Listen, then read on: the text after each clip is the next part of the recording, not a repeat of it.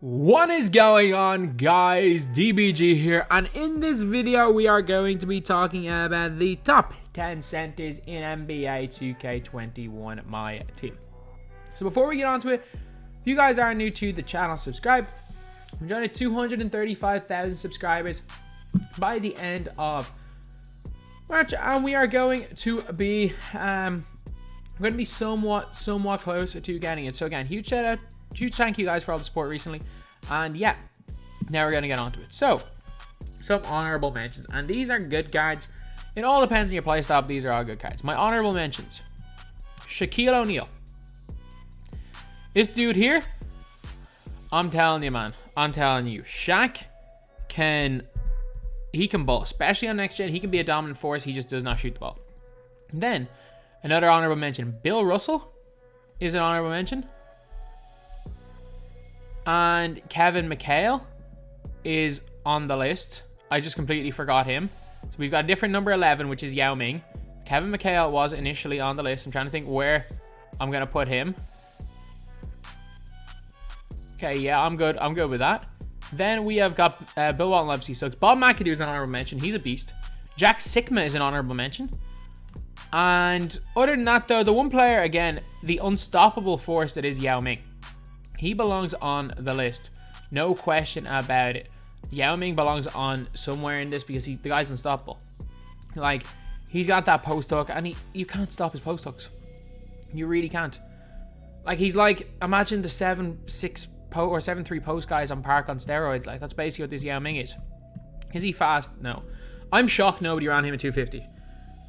I am actually shocked. Like, we all thought, I think everyone thought there was going to be a couple of Yao Mings. I think everyone was shocked that there was no Yao Ming. But, yeah, he is going to be in here at number 11. At number 10, we got Dino Raja. Dino is a beast.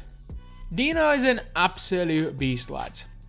He's got an 84 3 ball, 84 speed, 84 acceleration, 91 3 ball. He's got an 85 driving dunk, which is obviously really, really good. He's got 77 perimeter defense, which is not great. Lateral quickness 77. I mean, it's not awful, but it's not great either. 30 intangibles. He's got base 4 on normal. Base 4 on normal's fine. I mean, the first to say it is like base 4 on normal's fine. Normal 3 behind the back is fine. He's also got the Pro 1 escape, which is so nice on next gen. Obviously, he gets Showtime dunks. And his ball handle is 79. But the big thing with Dino, he's got go quick for a step. You need to give him clamps. This right here, the 7'11" wingspan, and there's just something about Dino, like, he gets rebounds that other people don't get. And a lot of people are like, how is, say, a 7'11" wingspan that much different to like a Rudy Gobert 7'8" wingspan? And trust me, when you play with a Dino or a Mo Bamba or a Kevin McHale, you will know how ridiculous that wingspan is and how just crazy good animations they get. Dino also hot zones everywhere. And if you guys don't know, Dino Raja was a part-time UFC fighter.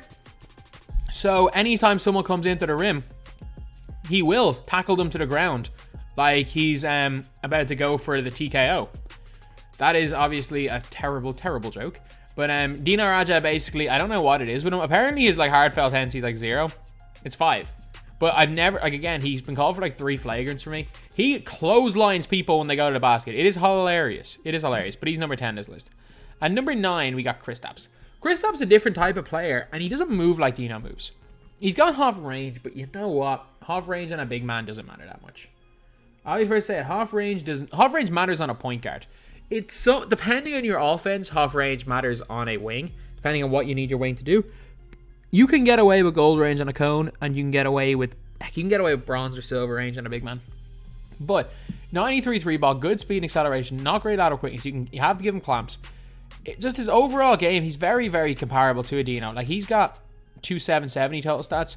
Dino's got like 2,812. Like, Dino's got 50 higher in total stats. But Kristaps, the thing is, he's 7'3" with a 7'6" wingspan. So he's got, like, while he's got more length, he also doesn't have more length than Dino because of his wingspan. He's got the Brook Lopez base, which I kind of like. But yeah, Kristaps just offers a little bit more. Like, he just offers that little bit more. But, I mean, it's close. It is really close. I would take Dino over him, but I know most people would take Kristaps.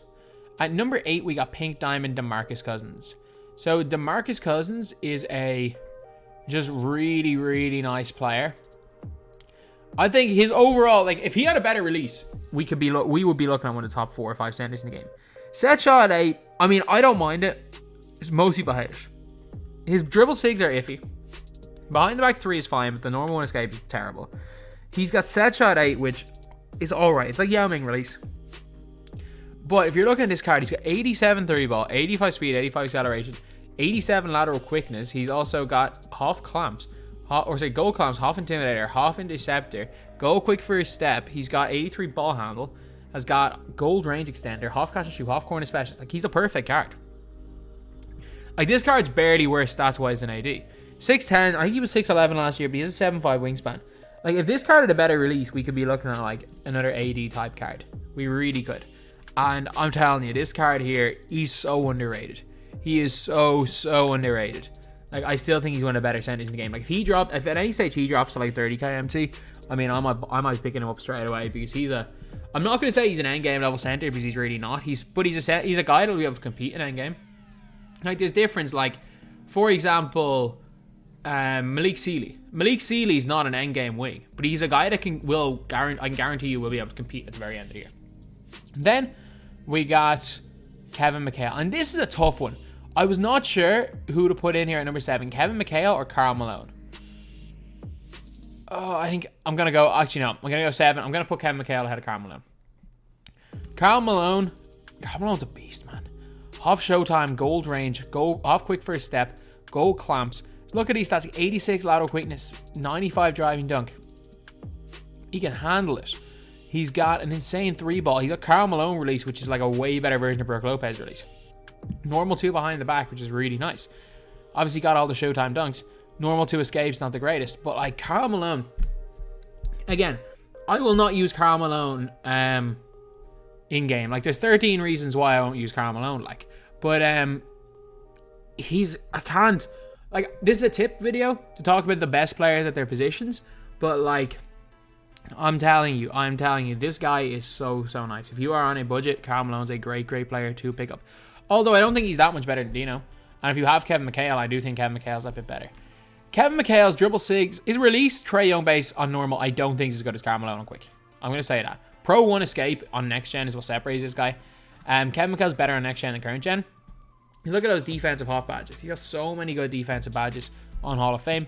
He has got an 85 driving dunk. He's got a 93 ball, 87 speed, 87 acceleration. He's also got the Dino wingspan, the 7'11" wingspan, which is crazy. Tendencies, not a great almost steal, but a great shot contest and block tendency. Like, he's a really good card. Again, 55 steals is a bit of a problem, but he's got a 7'11" wingspan with gold interceptor. He's gonna get steals. He's not gonna get on ball steals. He'll get steals. One problem is no hot spots from the wings, whereas Karl Malone has one on one wing. I don't know which. Again, the corners are the most important. They both have both corners. There's just something about Kevin McHale. I should like this card. I really should. I really should like this card. I just don't. So, well, I just don't think he's good as the guys in my top 5. I do actually like this card. I just don't like him as much as number 5, Hakeem Olajuwon. It's mad. Hakeem Olajuwon. If you had asked me 10 days ago, would Hakeem Olajuwon, if you'd have told me 10 days ago that Hakeem would be number 5 in the best centers, I would have said you're crazy. Because everybody had Hakeem in their 250k squads up until the day before. 86 speed, 86 acceleration, 88 3-pointer, 98 post move, 98 post hook, 98 post fade, 88 lateral quickness, 88 perimeter defense. He's got gold range extender. He's got half clamps, which not a lot of centers have. Gold quick first step, gold unpluggable. His dribble animations, normal 2 behind the back. Set shot 18 on quick. It's not the greatest, but it's also not bad. The big thing with Hakeem is that it's the same every year, and I always say this about Hakeem Olajuwon, is that his animations are ridiculous. Like, his player, it's his build. I don't know what it is. Like, his post game has always been better than it should be in 2K. I think, again, I'm not going to say it's like it's fact, because I know for a fact like Kawhi and Jordan get different defensive stances. I don't know. Does Hakeem get different type of post moves? I think he must. I think he must, because like Shaquille O'Neal, like, there's a load of things with like Or maybe the post hop shot, post spin shot, post hook. So who has like hook 3?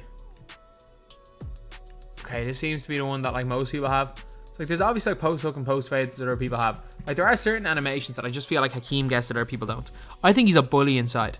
And you can make an argument that he's one of the best. And if he's your favorite center in the game, I mean, I'm not gonna say you're wrong. He's number 5 for me, but he's incredible.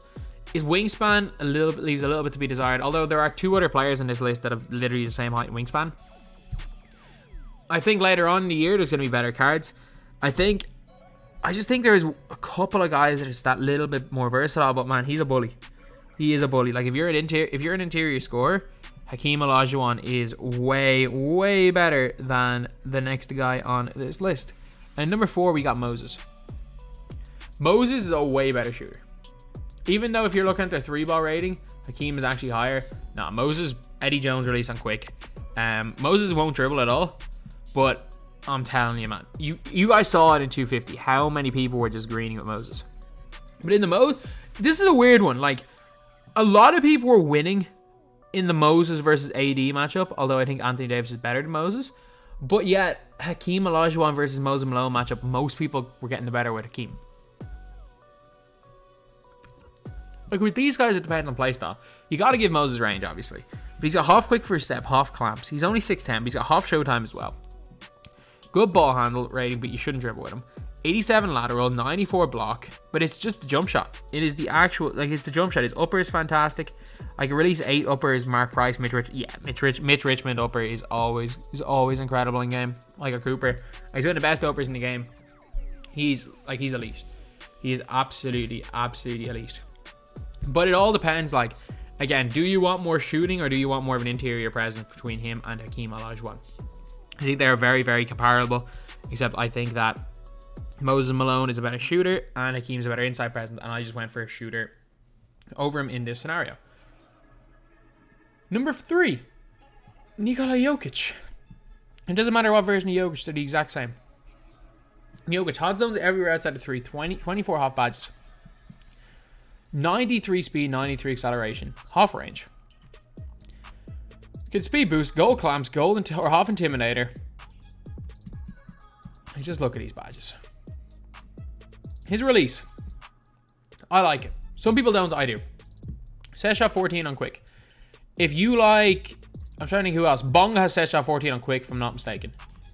Yeah, if you don't like Bonga's release, you're not going to like Jokic's release. Like, it's basically the same. I really like it. And it's not an objectively bad release. Pro and Escape is great. Even though he won't do the Pro and Escape on current gen. Great on next gen. Pro 6 behind the back is great on current gen. And then obviously he's got the Showtime dunks. Set shot 14 is like, it's a fast release. He does step in the corners quite a bit. He can shoot the corner 3. But he will step in a little bit on it. Like, I reckon maybe 40% of the time he'll shoot the 2. Shoot the 3 maybe 60% of the time. But it's an objectively fast release, and if you like it, you like it. If you hate it, you hate it. But I really like the release. Like for me, Jokic is number 2 on my list. But I know most people aren't a fan of this release. But like Jokic, the difference between Jokic and like a Moses Malone is that, well, one, Jokic is faster. 2, Jokic is actually almost as good on defense. And 3, Jokic is bigger, can dribble more, can shoot from deeper. Like he's just ridiculous. He's just absolutely ridiculous. But he is in here at number 3 on the list. And number 2, we got Anthony Davis. So hot zones everywhere, 21 half badges. He came out as the first idols of season 4. And a lot of people thought that it couldn't get much better than this card, really. Like half quick first step. The guy has got gold clamps, gold intimidator. He's got half intimidator. Sorry, gold interceptor, half intimidator, half hard crusher, gold range extender. He's got good lateral quickness of 85. Again, I don't even think that's as good as Jokic. Like Jokic's stats, 3,075. So he's got a lot more stats. But I just think the release for Anthony Davis, and also Anthony Davis seems to get great block animations. There's just something about AD. Like there's no reason why he should be better than Jokic, because I actually really like Jokic's release. But he just does feel that little bit better. Well, sorry, he just does seem to be that little bit better for most people. For me, Jokic is better, but I mean, the vast majority of people would say AD is better, so I am not going to I'm not going to go against the general consensus for this one right here, because I think it is close. Like, I love AD. 7'5" wingspan, so even though he is only 6'10", like similar wingspan to Boogie, doesn't quite have the Boogie player build. Anthony Davis on quick is a fantastic release. Normal 2 behind the back is good. And he rebounds really, really well. Like, this guy used to eat Blake Griffin alive when he first came out, and he was kind of a must get. There's a reason why you'll see him on both teams in 250. But number 1 is Dirk. Man, what more can I say about Dirk? Dirk Nowitzki, 91 speed, 91 acceleration. He's got half range extender. He's got quick first step, gold clamps. He's got 86 lateral quickness, a better steal rating than Jokic. He's like, imagine Jokic with a objectively better release. Like, Colin Sexton release is so nice. It's so fast. And he shoots from the corners 10 times out of 10 on both gens. He's incredible on both gens. The only problem with Dirk is that Dirk has... Oh, they changed Dirk Nowitzki's fade. Am I right in saying that? Am I right in saying they changed Dirk Nowitzki's fade? Because the Dirk having his own fadeaway is one of the worst things in the game. I'm not sure if they did. He used to have post fade 12, which was only Dirk Nowitzki. Yeah, they took away the Dirk fade from Dirk, so he might actually hit a fadeaway now. But he's got shifty dribble style, which on next gen means the dude can quick stop. Shifty, like, you don't understand. Shifty and quick dribble style are two incredibly, like, one or the other is like so important for next gen. Pro 3, which is a way better escape on current gen, but again, he can't do the Pro 3 because he's 7 foot tall. Pro 4 behind the back isn't great, but I just think he's that bit better than Jokic. I really do. I think these guys are the kind of the standard. So Jokic 3075, Dirk 2954. I just think some of the animations Dirk gets are better.